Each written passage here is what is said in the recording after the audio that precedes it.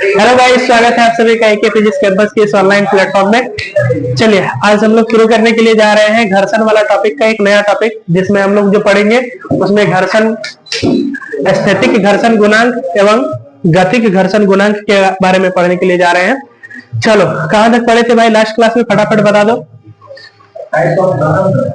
Types of घर्षण, sliding friction और rolling friction हो गया था ना, सर्पी घर्षण और लोटनिक घर्षण हो गया था ना, हो गया था ब्रो, उसका उदाहरण भी हो गया था, भूलने का नहीं। क्या हो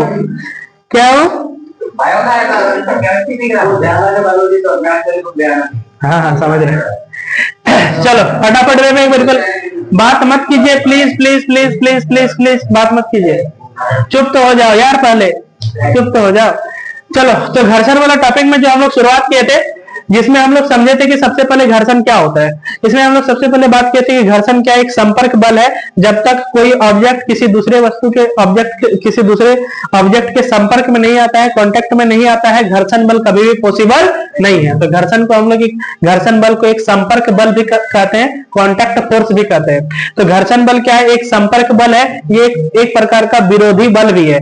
क्यों सर? क्योंकि जब कोई ऑब्जेक्ट किसी दूसरे ऑब्जेक्ट के संपर्क में आता है, कांटेक्ट में आता है, तो वो क्या होता है कि वहां पे एक घर्षण बल क्या करता है, उस ऑब्जेक्ट के गति के विरोध में एक बल लगाता है, जिसको हम लोग क्या कहते हैं, घर्षण बल के नाम से जानते हैं। घर्षण बल को हम लोग दो भाग में बांटे थे, एक स्थैतिक घर्षण और दूसरा गतिक घर्षण। स्थैतिक घर्षण जब वस्तु गति नहीं करता है, जब वस्तु गति करने की प्रवृत्ति में होता है, तो उस स्थिति में हम उसको कहते हैं स्थैतिक घर्षण, परंतु वो गति नहीं करता है, इस बात को ध्यान रखिएगा। और गतिक घर्षण जब वस्तु गति करने लगता है, उस समय जो घर्षण बल लगता है उसको हम लोग गतिक घर्षण कहते हैं। और स्थैतिक घर्षण का सबसे अधिकतम मान को हम लोग सीमांत घर्षण के नाम से जानते हैं। इस बात को जानने के बाद हम लोग शुरू किए थे कि गतिक घर्षण का क्या प्रकार है। जब वस्तु गति करता है तो उस घर्षण को दो भाग में बांटे थे, एक सर्पी घर्षण और दूसरा नंबर में लोटनिक घर्षण। सर्पी घर्षण को हम लोग इंग्लिश में स्लाइडिंग फ्रिक्शन कहते हैं और लोटनिक घर्षण को हम लोग रोलिंग फ्रिक्शन कहते हैं। सर्पी मतलब सरकना और लोटनिक मतलब लुढ़कना। सर्पी मतलब सरकना, लोटनिक मतलब लुढ़कना। किसी को सरका के ले जाएंगे, किसी को घसीट के ले जाएंगे तो वहां पे ज्यादा घर्षण बल काम करता है, किसी को लुढ़का के ले जाएंगे तो वहां पे कम घर्षण बल काम करता है। क्योंकि सरका के ले जाने पर हमको ज्यादा बल लगेगा और जहां पे ज्यादा बल लगेगा वहां घर्षण बल भी ज्यादा होगा। जहां पे लुढ़का के ले जाएंगे किसी को तो वहां पे कम बल लगेगा, तो जहां पे लुढ़का के ले जाएंगे तो वहां पे कम बल लगेगा, तो वहां पे घर्षण बल भी कम होगा। तो सर्पी घर्षण जहां पे किसी को सरका के ले जाया जाता है, घसीट के ले जाया जाता है, तो उसको हम लोग कहते हैं सर्पी घर्षण। जैसे कि मान लेते हैं कोई एक ट्रॉली बैग है, उसका चक्का सब नहीं है, तो उसको हम घसीट के ले जाएंगे। जब हम उसको घसीट के ले जाएंगे तो वहां पे सर्पी घर्षण काम करेगा, उस समय घसीट के ले जाने में हमको ज्यादा बल लगेगा। लेकिन उसी ट्रॉली बैग में अगर हम उस चक्का सबको लगा देंगे तो उसको लुढ़का के ले जाएंगे, फिर हम विदेशी मतलब शहरी आदमी हो जाएंगे और एकदम आराम से चलेंगे। आहा कितना आराम, और स्टाइल मार मार के चलेंगे, स्टाइल मार मार के, मेरे पास ट्रॉली बैग है।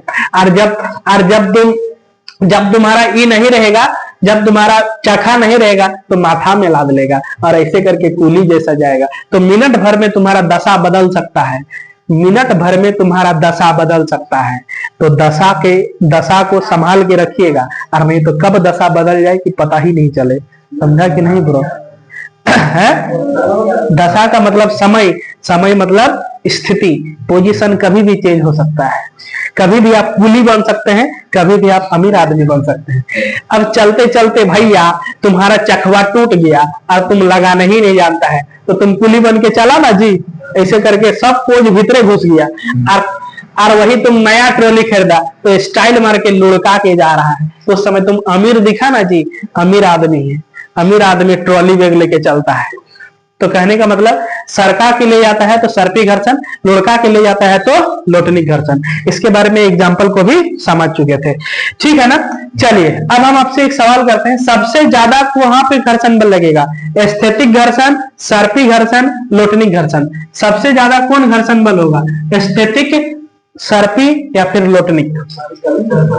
स्थैतिक घर्षण ज्यादा होगा, सर्पी घर्षण ज्यादा होगा या लोटनिक घर्षण ज्यादा होगा? एकदम बुद्धू रे, एकदम लला। अरे लील्हा एस्थेटिक घर्षण सबसे ज्यादा लग रहा होगा, तब ना वो नहीं चल रहा है जी। वो चलना शुरू कर दिया, मतलब एस्थेटिक घर्षण से कम हो गया, तब ना वो गति करना शुरू किया। तो सबसे ज्यादा घर्षण बल कहां पे लगता है? एस्थेटिक घर्षण सबसे ज्यादा कहां पे लगेगा? एस्थेटिक। उसके बाद सर्पी, उसके बाद सर्पी, और उसके बाद लोटनिक, उसके बाद लोटनिक घर्षण। लोटनिक घर्षण, सर्पी घर्षण, जब वस्तु चलता ही नहीं है तो उस समय एस्थेटिक घर्षण काम करता है। जब वस्तु चलता ही नहीं है उस समय एस्थेटिक घर्षण काम करता है। उस समय सबसे ज्यादा घर्षण बल काम कर रहा होगा। सर्पी घर्षण, जब वस्तु सड़क के या फिर घसीट के चलेगा उस समय सर्पी घर्षण काम करेगा। तो एस्थेटिक घर्षण सबसे ज्यादा होगा, सर्पी घर्षण उससे कम होगा, और लोटनिक घर्षण उससे भी कम होगा। क्योंकि उसके एस्थेटिक घर्षण का अधिकतम मान सीमांत घर्षण, यहाँ पे सीमांत घर्षण का कोई बात नहीं है। यहाँ पे एस्थेटिक घर्षण का मैक्सिमम मान को सीमांत घर्षण कहते हैं, यही जानना है। बाकी एस्थेटिक घर्षण सबसे ज्यादा होता है, उसके बाद सर्पी, उसके बाद लोटनिक, क्योंकि लोटनिक घर्षित को लोड़खा के ले जाएंगे। हाँ अरे यार, एस्थेटिक मतलब इतना बेहतरीन एग्जांपल देके समझाए हैं। यहाँ पे एक ऑब्जेक्ट है, यहाँ पे तुम खड़ा है और इसको धकेल रहा है, तो अभी जब चल नहीं रहा है तो वो एस्थेटिक घर्षण है? घर में जाके पलटा है, एक बार नहीं पलटा है।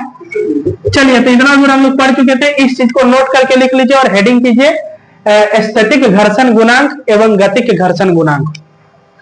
एस्थेटिक घर्षण गुणांक एवं गतिक घर्षण गुणांक हेडिंग कीजिए।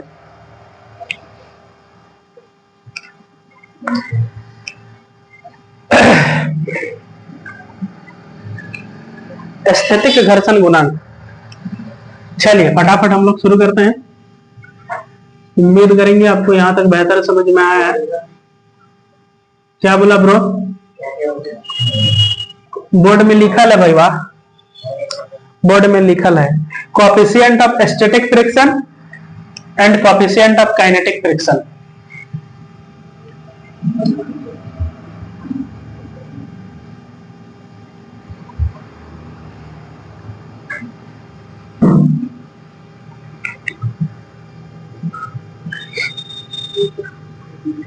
कोएफिशिएंट ऑफ स्टैटिक फ्रिक्शन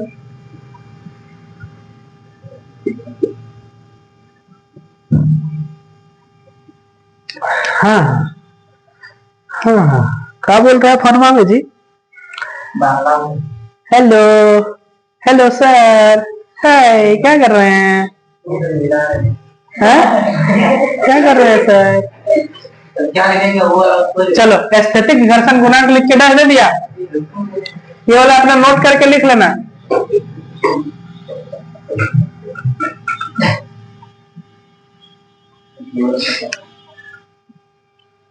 चलो शुरू करें। क्या हो कृष्णा भाई, तेरा कुटुंब कल आया नहीं था? नवीन मोदी कहाँ गया था? कल जिताना हारा नवीन? कल जिताना हारा? खेलने नहीं गया था? तो कहाँ गया था? विपद कर रहा है तुम बाबू। चलो शुरू करें। देखो, अगर कोई वस्तु किसी उतारूं जी, कैसे तो धीरे धीरे उतारता है। चलो ध्यान दे इधर। अगर कोई वस्तु किसी दूसरे वस्तु के संपर्क में रहता है तो वहां पे तीन चीज काम करता है। एक तो नीचे तरफ mg, नीचे तरफ क्या mg, और अगर संपर्क सतह में है, किसी के साथ सटा हुआ है, तो ऊपर की ओर क्या काम करेगा? सामान्य प्रतिक्रिया। क्या काम करेगा? सामान्य प्रतिक्रिया या फिर अविलंब प्रतिक्रिया। क्या काम करेगा? सामान्य प्रतिक्रिया या फिर अविलंब प्रतिक्रिया। उसको एन से भी बोलते हैं या फिर आर से भी बोलते हैं। एन भी बोलते हैं, आर भी बोलते हैं, एन भी और आर भी। और अगर रस्सी से बंधा हुआ है तो क्या काम करेगा? तनाव बल। तनाव बल, टेंशन, रस्सी से दूर, रस्सी की, सॉरी, वस्तु से दूर रस्सी की तरफ, वस्तु से दूर रस्सी की तरफ। तो ये रस्सी से बना हुआ नहीं है, यहाँ पे बस ये किसी के कांटेक्ट में है। तो नीचे की ओर क्या काम करेगा? mg, और ऊपर की ओर क्या काम करेगा? सामान्य प्रतिक्रिया। ऐसा पाया गया है कि स्थैतिक घर्षण जो है वो सामान्य प्रतिक्रिया के समानुपाती होता है, जो सीमांत घर्षण है वो भी सामान्य प्रतिक्रिया के समानुपाती होता है, और जो गतिज घर्षण है वो भी सामान्य प्रतिक्रिया के समानुपाती होता है। ठीक है भाई, ऐसा पाया गया है कि ये सामान्य प्रतिक्रिया या फिर अभिलंब प्रतिक्रिया क्या है, इन तीनों के समानुपाती है। सर क्यों? क्योंकि भैया अगर कांटेक्ट में है तो यहाँ पे अभिलंब प्रतिक्रिया तो होगा ही ना होगा, सामान्य प्रतिक्रिया तो लगेगा ही लगेगा, लगेगा कि नहीं? और अभी चल नहीं रहा है तो यहाँ पे स्थैतिक घर्षण के समानुपाती अभिलंब प्रतिक्रिया, अगर चलने लगा तो गतिज घर्षण के समानुपाती। तो ये बात समझा कि नहीं? चलो, तो यहां से अगर समानुपाती साइन निकलेगा तो Fs is equal to Bs into N लिख सकते हैं। इसको हम लोग म्यू पढ़ते हैं, क्या पढ़ते हैं? म्यू। पता है इसको क्या कहते हैं? इस म्यू को कहते हैं स्थैतिक घर्षण गुणांक। इसको हटाएंगे तो ये हो जाएगा Fsm बराबर म्यू Sm इंटू में एन। इस म्यू Sm को क्या कहते हैं पता है? इसको कहते हैं सीमांत घर्षण गुणांक। अरे भाई, अरे भाई, हाँ, coefficient of static friction, coefficient of limiting friction, coefficient of kinetic और डायनेमिक फ्रिक्शन। तो इसको हम लोग डायनेमिक या कोएफिशिएंट ऑफ काइनेटिक या डायनेमिक फ्रिक्शन कहते हैं, इसको कोएफिशिएंट ऑफ लिमिटिंग फ्रिक्शन कहते हैं, इसको कोएफिशिएंट ऑफ स्टैटिक फ्रिक्शन कहते हैं। ठीक है, तो ये तीनों किसके समानुपाती होता है? अभिलंब प्रतिक्रिया के। किसके? अभिलंब प्रतिक्रिया को। अभिलंब प्रतिक्रिया को सामान्य प्रतिक्रिया भी कहते हैं, अभिलंब प्रतिक्रिया को सामान्य प्रतिक्रिया भी कहते हैं। इसको R से भी सूचित करते हैं और M से भी सूचित करते हैं। ठीक है, तो स्थैतिक घर्षण गुणांक लिख के डाल दे दिए। लिखो लिखो, स्थैतिक घर्षण सदैव, स्थैतिक घर्षण सदैव, स्थैतिक घर्षण सदैव अभिलंब प्रतिक्रिया, अभिलंब प्रतिक्रिया, अभिलंब प्रतिक्रिया ब्रैकेट में लिखिए N या R, ब्रैकेट में लिखिए N या R के समानुपाती होता है। N या R के समानुपाती होता है। नहीं बाबा, बड़ा आर बाबा, कैपिटल आर, ऐसा बोल के बेइज्जती मत कीजिए, दर्द होता है अंदर में।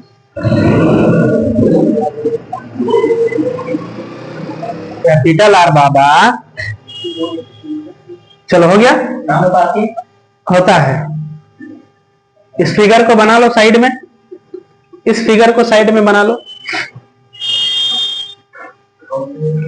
कई चनुआ खाली खाबी रे और फिल्म डाउनलोड कर भी, क्या नहीं आया? हिसाब अभी तो इसको तो लिखो।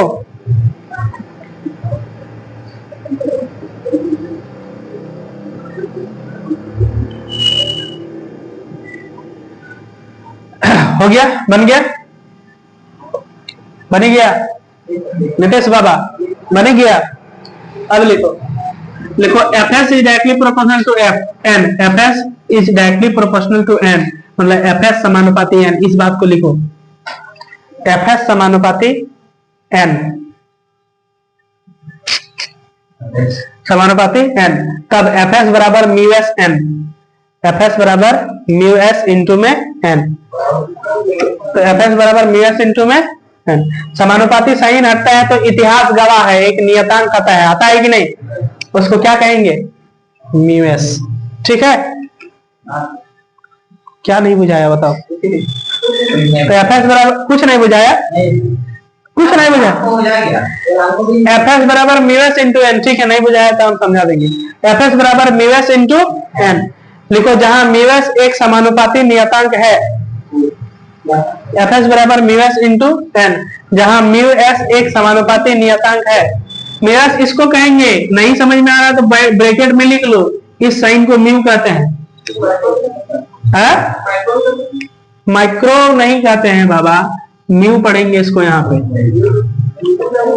म्यू म्यू अदामो यू न्यू, न्यू ऐसे होता है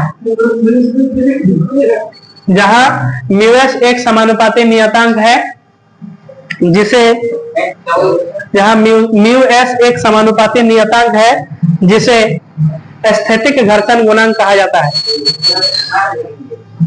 जहां म्यूएस एक समानुपाती नियतांक कहाँ लिखेगा? अरे भाई वहां तक लिख लिया, फिगर बना लेगा। F S is directly proportional to N, तब एफ एस बराबर म्यू एस इंटू एन, जहां म्यू एस एक समानुपाती नियतांक है, जहां म्यू एस एक समानुपाती नियतांक है जिसे एस्थेटिक घर्षण गुणांक कहा जाता है, जिसे एस्थेटिक घर्षण गुणांक कहा जाता है। जहां म्यू एस एक समानुपाती नियतांक है जिसे एस्थेटिक घर्षण गुणांक कहा जाता है। एफ एस बराबर एस्थेटिक घर्षण, एफ एस बराबर एस्थेटिक घर्षण हो गया, यही तो लिखना है। ठीक है, अब गतिक घर्षण गुणांक लिख के ये नहीं, अभी लिखो, उसके बाद फिर से लिखो यहाँ पे इसी प्रकार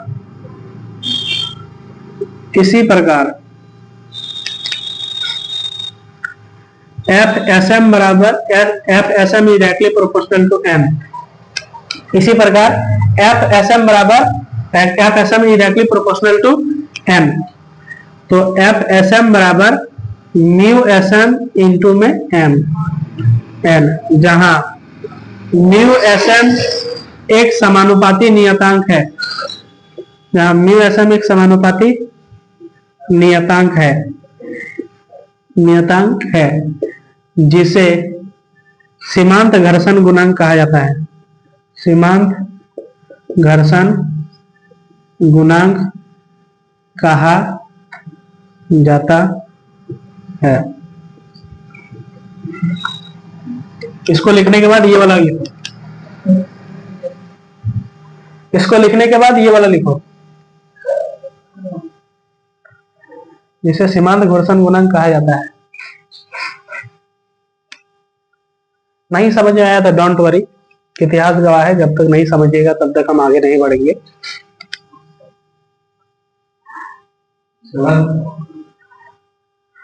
लिख लिया है? हाँ, अब गतिक घर्षण गुणांक लिख के डाल दो।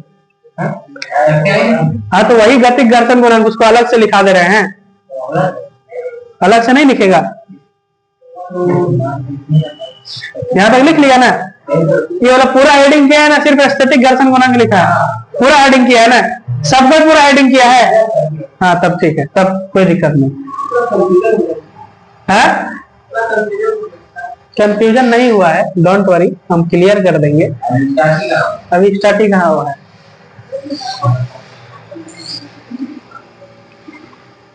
हो गया यहाँ तक? यहाँ तक लिख लिए? लिख लिए कि नहीं? फिर F K is directly proportional to N, तो F K is equal to mu K into में एन, जहां म्यू के एक समानुपाती नियतांक है, समानुपाती नियतांक है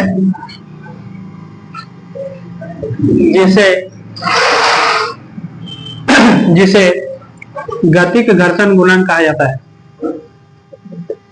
गतिक घर्षण गुणांक कहा जाता है। म्यू के डायरेक्टली प्रोपोर्शनल टू एन, तो म्यू के इंटू में एन, जहां म्यू के एक समानुपाती नियतांक है जिसे गतिक घर्षण गुणांक कहा जाता है। लिख लिया? इसको लिख लो फटाक से। इसको लिखना, इसको लिखना, फिर इसको लिखना, सोचना क्या भाई, लिख दे रहे हैं। हाँ, यहाँ फिर लिखे तो इसी प्रकार या फिर लिख दो। हाँ, दाल जल रहा है जी, जाके बोल दो। सब्जी जल रहा, तो दूध जल रहा, ऐसे घी पड़ रहा नहीं है तो?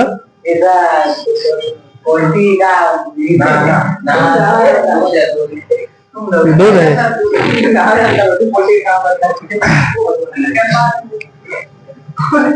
चलो यहाँ तक हो गया।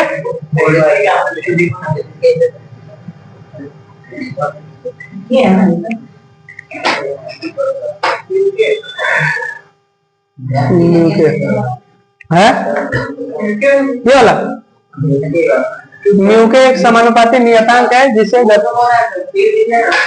फिर स्मॉल है ये वाला ऊपर फिर एफ के है, एफ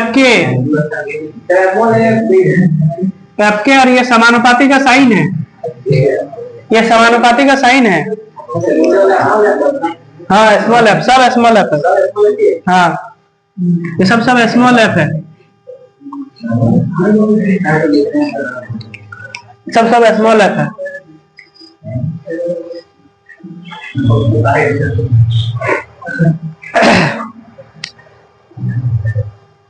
म्यू का एंटी एन, जहां म्यू के एक समानुपाती नियतांक है जिसे गतिक घर्षण गुणांक कहा जाता है। लिखा नहीं लिखा भाई अभी तक? लिखा कि नहीं?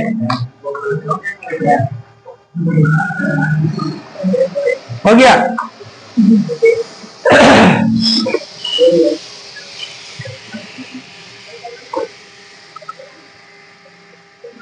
लिख लिया? देखो लास्ट क्लास जो हम लोग पढ़े थे ना भाई, वहां पे हम लोग लास्ट क्लास इस बात को पढ़े थे कि सर्पी घर्षण और क्लोटनिक घर्षण क्या होता है, उसका एग्जाम्पल क्या होता है। अभी जो हम लोग शुरुआत की है ना, जिसमें हम लोग पढ़ने के लिए जा रहे हैं कि गतिक घर्षण गुणांक, सर्पी घर्षण गुणांक और सीमांत घर्षण गुणांक क्या चीज होता है, ठीक है ना। जिसमें हम लोग इस बात को समझे। फोन को चलाइएगा तो क्या समझिएगा, जीवन में कभी नहीं समझ पाइएगा, धक्का खाते जाइएगा, फिर बाद में मास्टर को गाली दीजिएगा, मास्टर क्या समझाया समझे में नहीं आया, दिमाग यहाँ है ही नहीं है, और मास्टर का गलती दीजिएगा, मास्टर को समझाने आता नहीं है, तो इसमें कोई दिक्कत नहीं। चलो देखो, ये हमारा एक सरफेस है और इस सरफेस में कोई एक बॉक्स रखे हुए, एक ब्लॉक है। अब इस ब्लॉक में अगर कोई सरफेस, किसी सरफेस के ऊपर में कोई ब्लॉक रखा जाता है तो हमेशा नीचे की ओर एक भार काम करता है, वो भार हमेशा mg होता है, और ऊपर की ओर हमेशा एक अभिलंब प्रतिक्रिया या फिर सामान्य प्रतिक्रिया बल काम करता है, जिसको n या r कहते हैं। हम लोग सबसे पहले स्थैतिक घर्षण गुणांक में इस बात को समझने के प्रयास किए कि जो स्थैतिक घर्षण होता है ना, वो हमेशा अभिलंब प्रतिक्रिया के समानुपाती होता है। स्थैतिक घर्षण, static friction is always directly proportional to normal force, अभिलंब प्रतिक्रिया के समानुपाती होता है। अब सर हम उस चीज को लिखेंगे कैसे? तो स्थैतिक घर्षण को Fs से रिप्रेजेंट करते हैं, Fs से हम स्थैतिक घर्षण को रिप्रेजेंट करते हैं। F से फोर्स, S से स्टैटिक, तो स्टैटिक फोर्स मतलब स्थैतिक घर्षण का बल, स्थैतिक घर्षण बल। Fs मतलब स्थैतिक घर्षण बल। ये स्थैतिक घर्षण बल किसके समानुपाती होगा? अभिलंब प्रतिक्रिया n के। तो हम यहीं पे लिखे हैं कि स्थैतिक घर्षण बल जिसको Fs से रिप्रेजेंट करते हैं, तो ये Fs जो होगा ये समानुपाती होगा अभिलंब प्रतिक्रिया बल n के। तो वही लिखे हैं Fs समानुपाती n। इतिहास गवाह है कि जब भी ये समानुपाती साइन हटता है ना, तो हमेशा एक नियतांक आता है। तो यहां भी तो कुछ आएगा, तो यहाँ पे इस साइन को हटा दिए तो म्यूएस साइन आ गया। इस एस का मतलब है स्टैटिक, म्यू को गुणांक कहते हैं। किसका गुणांक? स्थैतिक घर्षण का गुणांक। तो म्यूएस को कहेंगे स्थैतिक घर्षण का गुणांक। और ये कहां से आया? ये समानुपाती साइन हटा तब। तो म्यूएस क्या है? एक समानुपाती नियतांक है, जो जिसको हम लोग क्या कहेंगे? स्थैतिक घर्षण गुणांक कहेंगे। म्यूएस क्या है? एक समानुपाती नियतांक है, जिसको हम क्या कहेंगे? स्थैतिक घर्षण गुणांक कहेंगे। फिर से एक बार रिपीट करते हैं, फिर आगे बढ़ते हैं। हमारे पास एक ब्लॉक है, इस ब्लॉक को किसी कॉन्टेक्ट में रखे हुए हैं, किसी सतह के ऊपर में रखे हुए हैं। दुनिया में शुरू से हम इस बात को समझते हुए आ रहे हैं कि आप बाहर देखिएगा तो जीवन में कभी नहीं समझिएगा, जीवन में बाहर थकते जाइए और धोखा खाते जाइए और लास्ट में मास्टर को गाली देते जाइए और फिर आप फेलियर होते जाइए। नीचे में mg लग रहा है, ऊपर में सामान्य प्रतिक्रिया या फिर अभिलंब प्रतिक्रिया लगता है। तो अगर कब लगेगा, जब ये सरफेस कांटेक्ट में रहेगा तब। तो नीचे में mg, ऊपर में सामान्य प्रतिक्रिया n। हम लोग स्थैतिक घर्षण गुणांक के बारे में पढ़ने के लिए जा रहे हैं। स्थैतिक घर्षण गुणांक हमेशा अभिलंब प्रतिक्रिया के समानुपाती होता है। स्थैतिक घर्षण को कैसे रिप्रेजेंट करते हैं? स्थैतिक घर्षण को रिप्रेजेंट करते हैं fs से। तो ये fs समानुपाती होता है अभिलंब प्रतिक्रिया n के।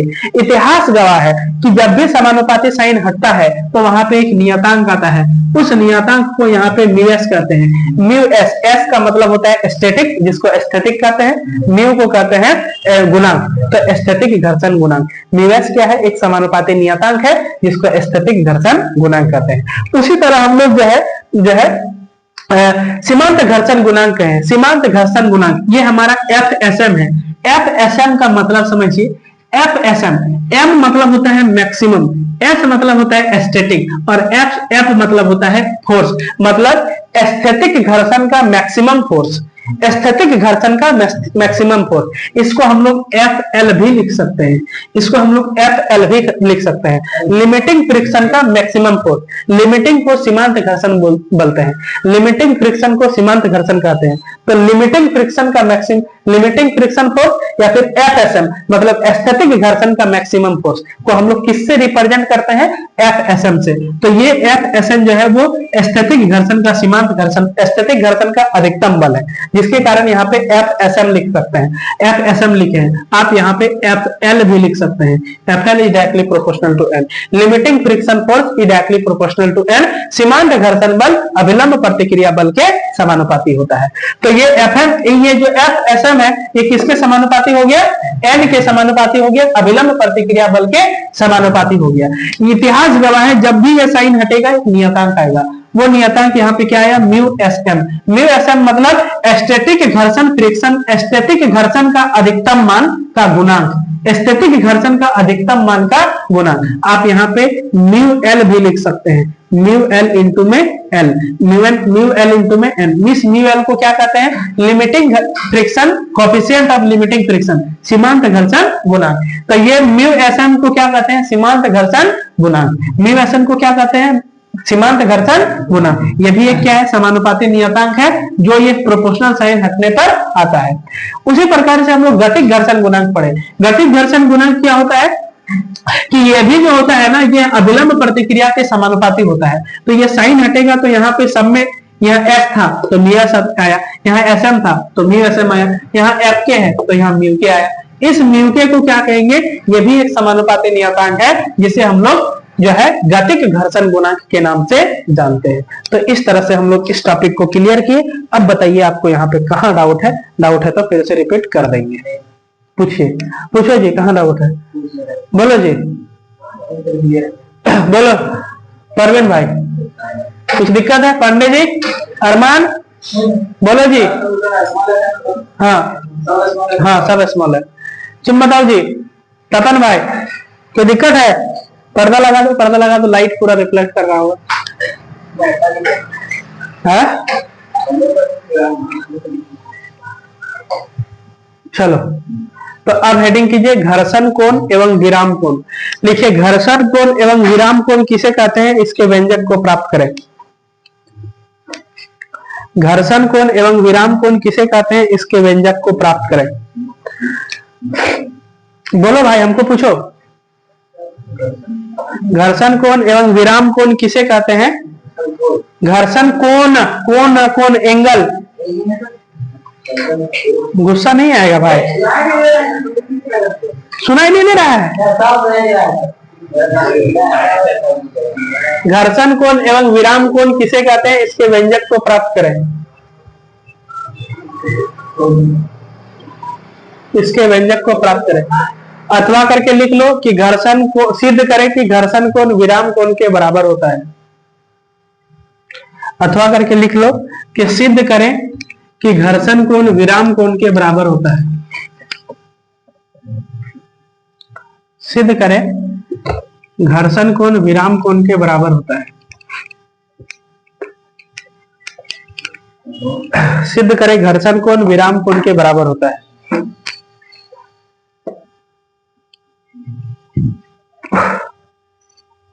सिद्ध करें घर्षण कोण विराम कोण के बराबर होता है।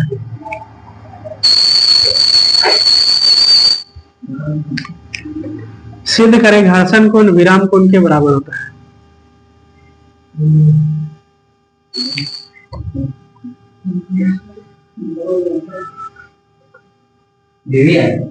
यस,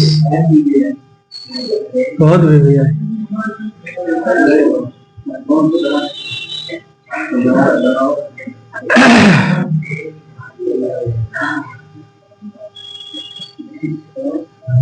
हाँ भाई बोलो। चलो ध्यान दो, यहाँ पे हमारा एक ब्लॉक है, ध्यान दो भाई, ध्यान दो नहीं तो बाउंस जाएगा, कुछ नहीं बुझाएगा। यहाँ पे हमारा एक ब्लॉक है, इस ब्लॉक को इस सरफेस के कांटेक्ट में रखे हुए हैं। यहाँ पे एक वस्तु है जिसको हम लोग इस तल के संपर्क में रखे हुए हैं। पता है कि अगर किसी भी ऑब्जेक्ट को किसी के संपर्क में रखते हैं तो नीचे की ओर mg लगता है, ऊपर की ओर अभिलंब प्रतिक्रिया काम करता है। कौन दाढ़ी को हटा देंगे? ये वाला जब आदमी है यार, यदि कांटेक्ट में रहेगा तो नीचे में mg कैसे नहीं लगेगा? इसके कांटेक्ट में सटा हुआ है ना ये, तब ना ये जो है नीचे में mg लग रहा है। नीचे में mg लग रहा है, ऊपर में सामान्य प्रतिक्रिया बल लग रहा है, अभिलंब प्रतिक्रिया, ठीक है ना। अब देखिए ये m द्रव्यमान का एक पिंड है जिसको यहाँ पे रखे हुए हैं। कोई इंसान क्या करता है, इस ब्लॉक को इधर खींचना चाहता है, इस ब्लॉक को इस बार इधर क्या करना चाहता है, खींचना चाहता है। तो उसके विपरीत में इधर क्या बल लगेगा? घर्षण बल लगेगा। कैसा घर्षण? जब ये गति नहीं कर रहा होगा तो कैसा घर्षण बल लगेगा? स्टैटिक घर्षण लग रहा होगा। जब ये गति नहीं कर रहा होगा तो इसको ऑपोजिट में कैसा घर्षण लग रहा होगा? स्टैटिक घर्षण काम कर रहा होगा। आप लोग पढ़े हैं कि हमारे पास एक वेक्टर a है और दूसरा वेक्टर b है। हम इसका परिणामी लिखना चाहता है तो ये परिणामी कहां से जाएगा? इस ओरिजिन से होकर के गुजरेगा इसका परिणामी। पढ़े हैं कि नहीं? वेक्टर पढ़े हैं जीवन में? आज तक नाम सुने हैं सदिश का? एक वेक्टर a है, दूसरा वेक्टर b है। ये a वेक्टर और ये b वेक्टर का हम परिणामी निकालना चाहते हैं, रिजल्टेंट निकालना चाहते हैं। तो रिजल्टेंट कहां से निकलता है? रिजल्टेंट ओरिजिन से निकल के निकलता है। किस नियम से? समांतर सदिशों के सदिश संबंधी योग के सदिशों के समांतर चतुर्भुज योग का नियम, सदिशों के समांतर चतुर्भुज योग का नियम, जिसमें हम लोग जानते हैं कि एक वेक्टर ये है, एक वेक्टर बी है, तो उसका जो परिणामी निकलता है वो जो हमारा ओरिजिन से डायगोनल खींचा जाता है, विकर्ण खींचा जाता है, वो विकर्ण हमारा क्या होता है? परिणामी होता है। उसी तरह से हमारा स्टैटिक घर्षण एक सदिश है और अभिलंब प्रतिक्रिया बल एक दूसरा सदिश है। तो स्टैटिक घर्षण और अभिलंब प्रतिक्रिया के बीच हमारा जो परिणामी निकलेगा वो परिणामी कैसे निकलेगा? ऐसे। इसको हम लोग क्या कहेंगे? आर कहेंगे। इसको क्या कहेंगे? आर। इसको हम लोग क्या कहेंगे? परिणामी बल कहेंगे। क्या कहेंगे इसको? परिणामी बल। ये बात समझे कि नहीं समझे? नहीं समझिएगा तो बाउंस जाएगा। एक वेक्टर a है, दूसरा वेक्टर b है, उसका परिणामी विकर्ण निकलता है, वो उसका परिणामी कहलाता है। उसी तरह से अभिलंब प्रतिक्रिया बल m है, एक सदिश, और दूसरा सदिश है fs, और इन दोनों सदिशों के बीच में हम परिणामी निकालना चाहते हैं। तो इस पॉइंट से जो हम लाइन खींचेंगे वो हमारा क्या निकलेगा? परिणामी निकलेगा, परिणामी बल निकलेगा, जिसको हम लोग क्या कहते हैं? r कहते हैं। पता है इस r और n के बीच में जो एंगल है ना, उसको हम लोग नाम देते हैं अल्फा। क्या नाम देते हैं? अल्फा। और इसी अल्फा को हम लोग घर्षण कोण कहते हैं। इसी अल्फा को क्या कहते हैं? घर्षण कोण। भाई इतना आसानी से समझना, कितना मुश्किल से जो है क्लियर किया है ना, वो इतना ही नहीं है कॉम्प्लिकेटेड, लेकिन हम आसानी से समझाने का प्रयास कर रहे हैं। है कॉम्प्लिकेटेड लेकिन हम आसानी से समझाने का प्रयास कर रहे हैं, इसलिए समझ लो। एक ऑब्जेक्ट है जिसमें नीचे की ओर लग रहा है mg, ऊपर की ओर काम कर रहा है अभिलंब प्रतिक्रिया। अब इस ऑब्जेक्ट पे इस जो वस्तु है, इस वस्तु को F बल लगा करके कोई आदमी इधर खींचना चाहता है। F बल लगा करके कोई आदमी खींचना चाहता है, लेकिन खिसक नहीं रहा है। क्यों नहीं खिसक रहा है? क्योंकि इसके विपरीत में स्टैटिक घर्षण बल काम कर रहा है ऑपोजिट साइड में, और ऊपर में जो है अभिलंब प्रतिक्रिया बल N काम कर रहा है। इतिहास गवाह है कि अगर कोई भी सदिश है, एक सदिश A है, दूसरा सदिश B है, तो इन दोनों सदिशों का परिणामी निकालना चाहते हैं तो यहाँ से एक विकर्ण खींचा जाता है, और इस विकर्ण को उसका क्या कहा जाता है? परिणामी कहा जाता है। उसी तरह से अभिलंब प्रतिक्रिया बल एक सदिश है और स्थैतिक घर्षण बल एक सदिश है। इन दोनों का बीच का परिणामी हम जो खींचेंगे वो हमारा R क्या कहलाएगा? परिणामी बल कहलाएगा। इस परिणामी बल और अभिलंब प्रतिक्रिया के बीच का जो कोण है उसको हम लोग क्या कहते हैं? घर्षण कोण कहते हैं। अब इस अल्फा का वैल्यू क्या होगा, उस चीज को हम लोग डिराइव करने के लिए जा रहे हैं। ध्यान से देखिए इस अल्फा का वैल्यू को कैसे डिराइव करेंगे। समांतर चतुर्भुज योग का नियम हम लोग वेक्टर में पढ़े हैं, बार बार बोल रहे थे वेक्टर को बढ़िया से पढ़िए, नहीं पढ़िएगा तो जीवन में धक्का खाइएगा। समांतर चतुर्भुज योग का नियम वेक्टर में पढ़े हैं, और उस समांतर चतुर्भुज योग का नियम से यहाँ पे हम एक समांतर चतुर्भुज का रचना किए। हम यहाँ पे क्या किए? एक समांतर चतुर्भुज का रचना किए। अब यहाँ पे नामकरण संस्कार किए, A B C D। यहाँ पे एंगल कितना बन रहा है? 90 डिग्री का। एंगल कितना बन रहा है? 90 डिग्री का। हम निकालना चाहते हैं tan अल्फा। क्या निकालना चाहते हैं? tan alpha. tan alpha tan theta बराबर क्या होता है? लंब बटा आधार। लंब बटा आधार। लंब यहाँ पे कौन होगा? लंब यहाँ पे कौन होगा? लंब यहाँ पे कौन होगा? लंब हमारा होगा यहाँ पे BC। लंब कौन होगा हमारा? BC। जहां पे 90 डिग्री का कोण, ये लंब होगा, ये आधार होगा, ये कर्ण होगा। तो समझा कि नहीं? तो लंब कौन होगा? BC होगा। आधार कौन होगा? AB होगा।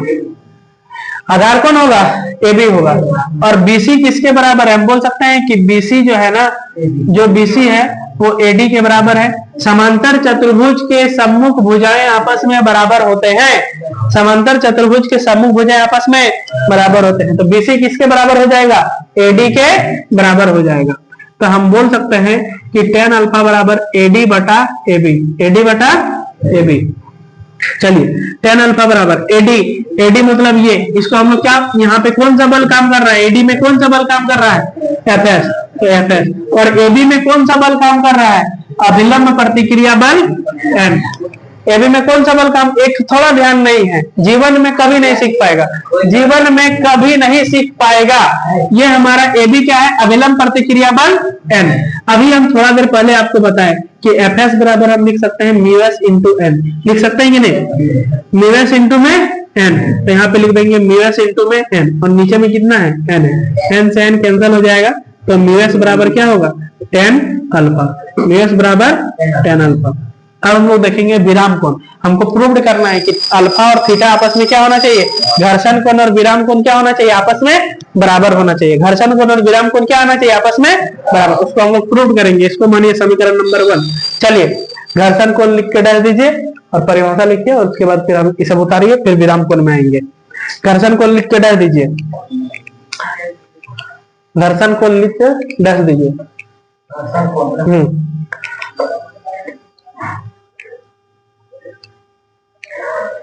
लिखिए परिणामी बल R तथा अभिलंब प्रतिक्रिया बल, परिणामी बल R तथा अभिलंब प्रतिक्रिया बल, थोड़ा स्पीड लिखो। परिणामी बल R, क्या लिखे हैं यार? बड़ा R या छोटा R? यहाँ पे बोर्ड में ध्यान था तब से? है बोर्ड में ध्यान था? बताओ कहीं पे छोटा R लिखे है? दिखा दो। कहीं पे छोटा R लिखे है तो दिखा दो। ध्यान नहीं दिया है। परिणामी बल R तथा अभिलंब प्रतिक्रिया बल N के बीच बने कोण अभिलंब प्रतिक्रिया बल N के बीच बने कोण अल्फा, के बीच बने कोण अल्फा को घर्षण कोण कहा जाता है। अभिलंब प्रतिक्रिया बल N के बीच बने कोण अल्फा को घर्षण कोण कहा जाता है। घर्षण कोण कहा जाता है। फिगर बना लिए हैं? नहीं, फिगर बनाइए, सारा कहानी उतारिए। अभी नहीं हुआ, अब विराम कौन होगा तब होगा, और 10 मिनट का काम है बस, इसको फटाक से उतारिए।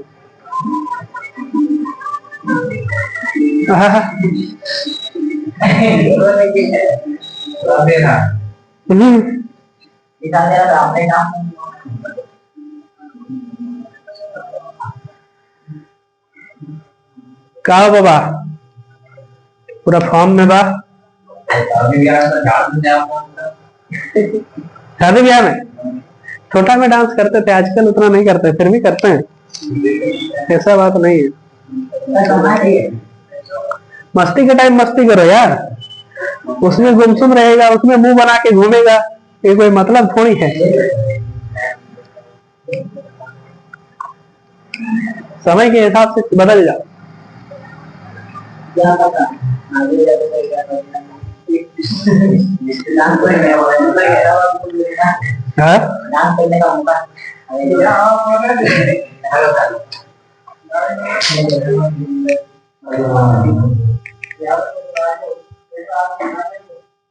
चलिए फिगर बन के तैयार, सब उतार लिए,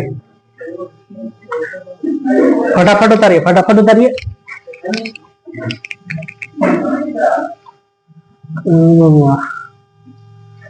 तो तेरे नाम लगा के रखा है, तेरे नाम हमने किया है जीवन अपना सारा सनम।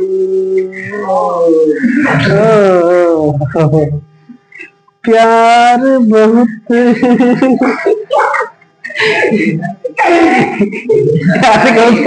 उसका लीला देखो, चालू हो गया।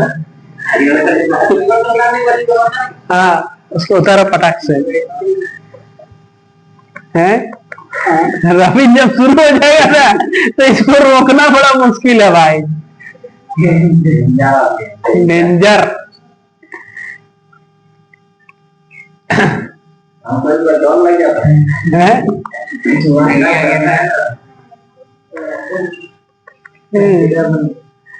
चलो इसको पूरा उतार लिया, मिटाया जाए, उसको उतारो जल्दी से इसको। हाँ हाँ तो क्या हुआ, तो लिखना ही तो बोल रहे हैं यार तब से। बावन में गिरम ना करियो बाबा, जो ज्योति हो वही को है, एडवांस रहो है बाबा, 52 में गिरम एडवांस रहो रे बाप, गुण तक कुछ देखा है, गाड़ी सावड़ा ही देखाएगा या नहीं देखाएगा, जे करवा है लो।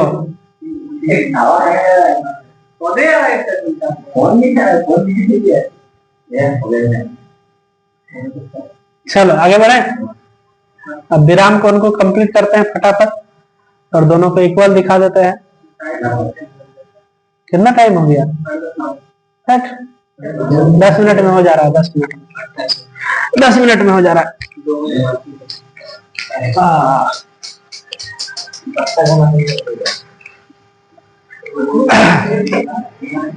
मिटाते हैं भाई, क्या है भाई?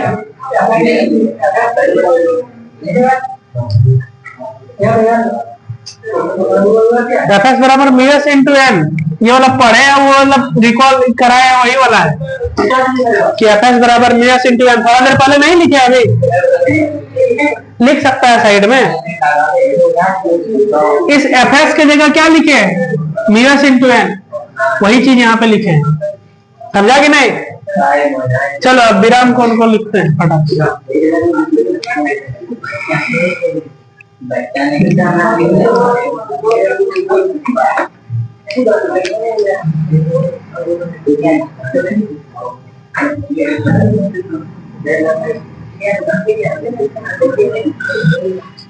चलो मैं ध्यान दो इधर, हो गया, सब लिख लिया? चलो ध्यान दो, फुल्ली कंसंट्रेट। ये हमारा कोई इस टाइप का एक सरफेस है, ठीक है ना, ढलान टाइप का। अभी ये वस्तु रुका हुआ है, इधर घसक नहीं रहा है, अभी ये वस्तु रुका हुआ है, अभी घसक नहीं रहा है। तो इस वस्तु का नीचे की ओर हमेशा ये कांटेक्ट में है कि नहीं, ये सरफेस कांटेक्ट में है कि नहीं, कांटेक्ट में है तो नीचे की ओर क्या काम करेगा, mg, नीचे की ओर mg, और उसके अभिलंब में उसके संपर्क में क्या काम करेगा, अभिलंब प्रतिक्रिया n, क्या काम करेगा, अभिलंब प्रतिक्रिया n।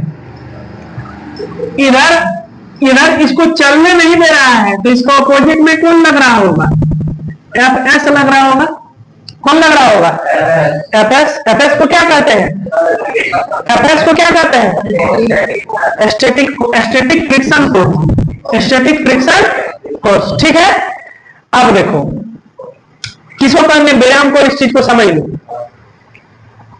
ये हमारा जो तल है ना, इसको आनत तल कहते हैं। ये जो तल है, इस तल को क्या कहते हैं, आनत तल, और इसको हम लोग क्षैतिज तल कहते हैं। आनत तल, आनत,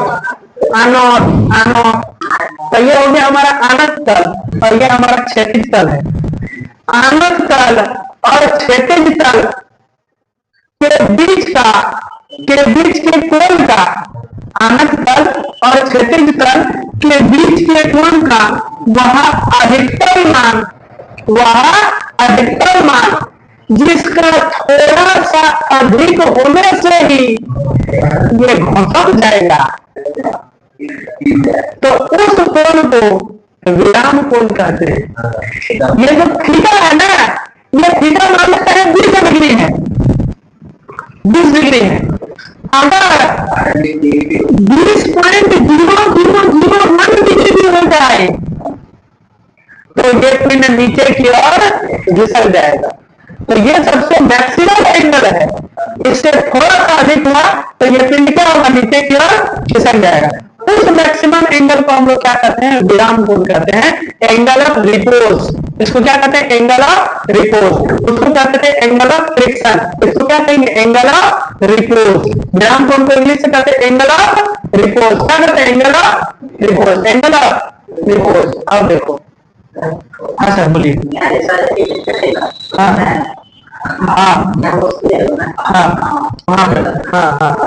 हाँ, ठीक है ना। अब देखो यहाँ पे एंगल थीटा है, यहाँ पे एंगल थीटा है, और यहाँ पे एंगल 90 डिग्री है, तो यहाँ पे कितना डिग्री का एंगल बनेगा, सिंपल बात है, मैथमेटिक चीज है।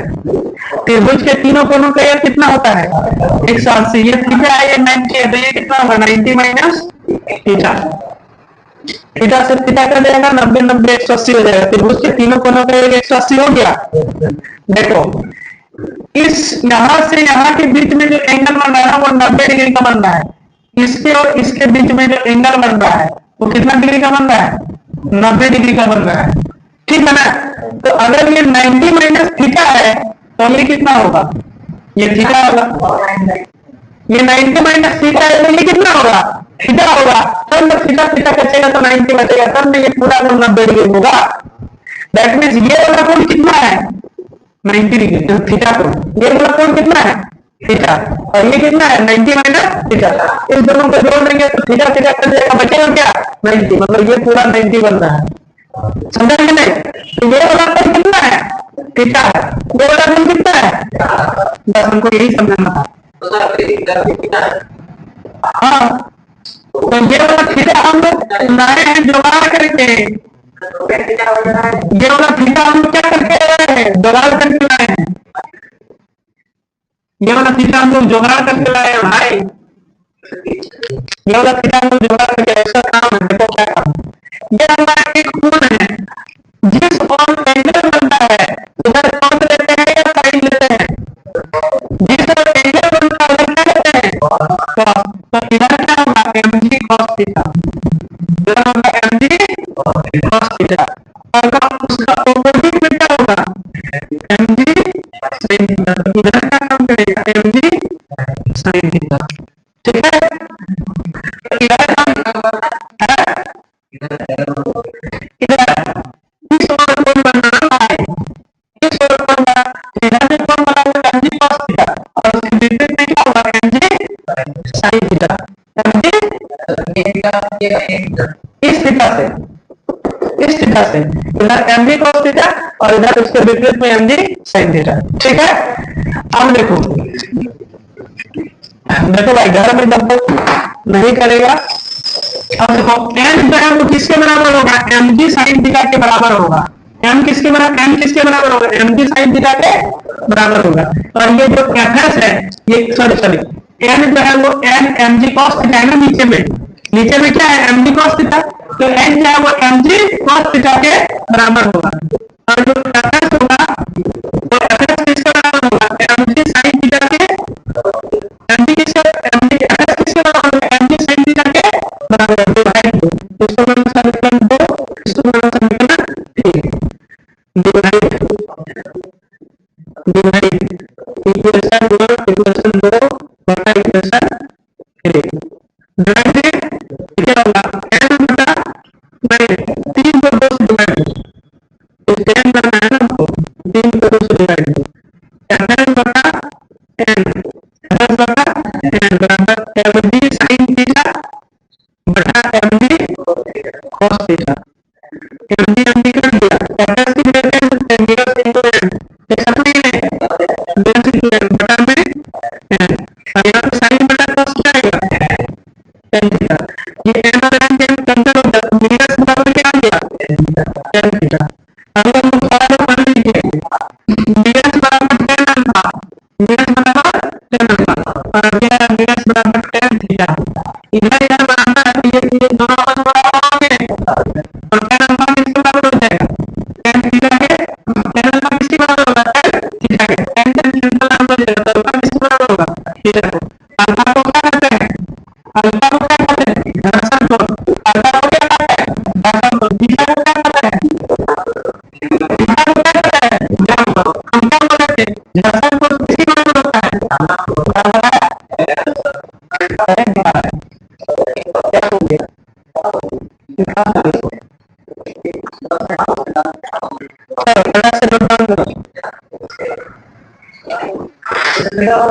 से बनाइए बाबा, फोटो खिंचा खींची कीजिएगा तो आपको खींच देंगे हम बढ़िया से, कुछ पेज नहीं होता है, फटाक से लिखिए। अभी तक आप लिख लेते हैं, अभी तक आप लिख लेते हैं, अभी तक आप लिख लेते हैं बाबा, अभी तक आप लिख लेते हैं, अभी तक आप लिख लेते हैं, शुरू कीजिए। चलिए विराम कोण को नहीं लिखा है, चलिए लिखिए विराम कोण का परिभाषा, विराम कोण लिख के दीजिए, लिखिए आनत तल तथा क्षैतिज तल, आनत तल तथा क्षैतिज तल के बीच के कोण का, आनत तल तथा क्षैतिज तल के बीच के कोण का, आनत तल तथा क्षैतिज तल के बीच के कोण का वह अधिकतम मान, बीच के कोण का वह अधिकतम मान, बीच के कोण का वह अधिकतम मान, बीच के कोण का वह अधिकतम मान, बीच के कोण का वह अधिकतम मान जिसके